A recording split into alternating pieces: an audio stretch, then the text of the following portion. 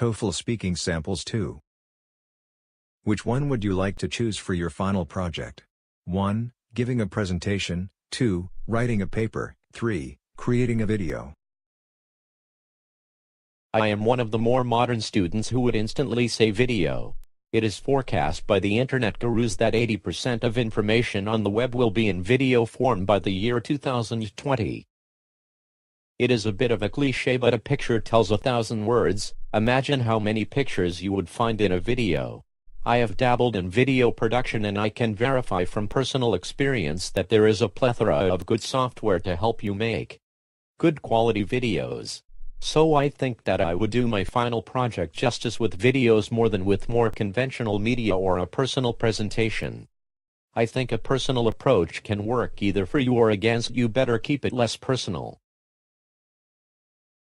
What would you suggest to somebody if he was planning to come to your country to study abroad?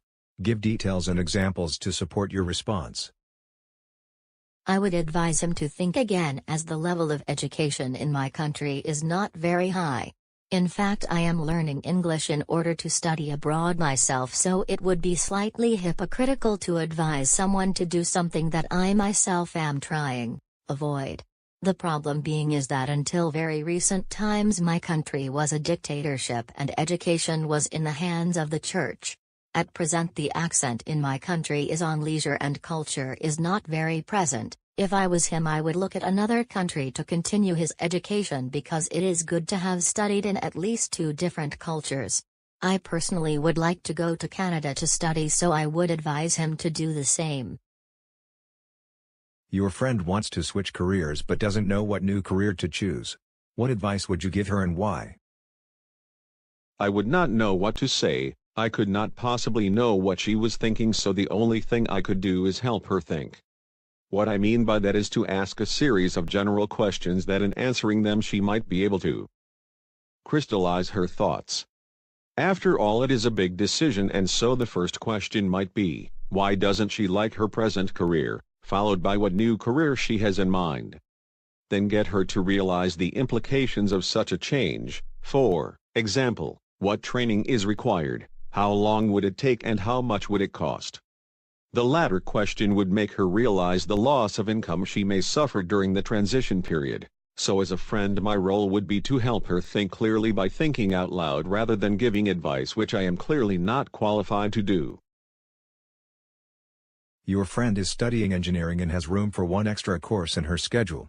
What type of course would you recommend she take and why?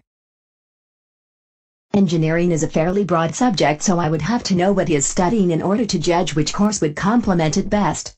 I would advise anyone to follow a course in how to use their mag or equivalent. There are so many features that exist, and many of which can be very useful in the storing and interpretation of data. Look at Word, for instance, and PowerPoint. If you are good at using these, you can store, interpret, and present your work both in the academic or business world. Troubleshooting problems on your Mac or PC is a very valuable skill, so I would advise my friend to learn all they can about their computer, as it is invaluable. Your friend has just begun looking at educational programs and is having a hard time narrowing down his choices. What advice would you give? I would advise her using 3 different criteria. Firstly, what does she like studying and what has she studied so far? It would be illogical to suggest something from the arts if she had majored in sciences. Secondly, I would ask her what she really enjoys doing, as it is so much easier to assimilate information about a subject you are interested in. Thirdly, I would inquire about her personal ambition and possible career path choice. Once she had established these 3 concepts, she could then research all the various choices of educational programs on the internet. If she were interested in doing something similar to myself, I could advise her in a more specific manner. Your friend's brother has begun spending time with a group of people that your friend thinks may not be very good people. He wants to talk to his brother but does not know what to say. What advice would you give him? This is not easy for several reasons. One is the old dictum that you are not your brother's keeper, which means the fact that you are related to someone you are not responsible for their actions. However, this presupposes that the damage is already done and that the brother has gone down the wrong path. Of course, if there is a chance to help him avoid getting into bad company, then he should do all he can. I would therefore advise him to take him under his wing and show him that life can be rich and enjoyable doing good things rather than bad. I think it would be good to talk to him before telling his parents about it. This kind of action usually has a negative outcome and pushes the brother away and into the arms of his not very good friends. Your friend is forgetful and often forgets to submit assignments. What advice would you give to him? If I had a friend who was forgetful, I would suggest that he used a piece of software to remind him. Before the computer age, people used to use other reminders such as switching a ring on a finger or putting notes on the fridge door. There are so many apps that you can use on your PC or smartphone that you can program reminders. A good example is before starting an assignment, you can program an alarm to go off the day you are supposed to submit it. There are even complete organizers that will help you plan everything ahead, like Trello for instance. This software imitates a notice board where you can pin up all pending tasks and organize your time accordingly. Your friend is struggling in a math course, and he does not understand the work any better after his meetings with the professor. What advice would you give him?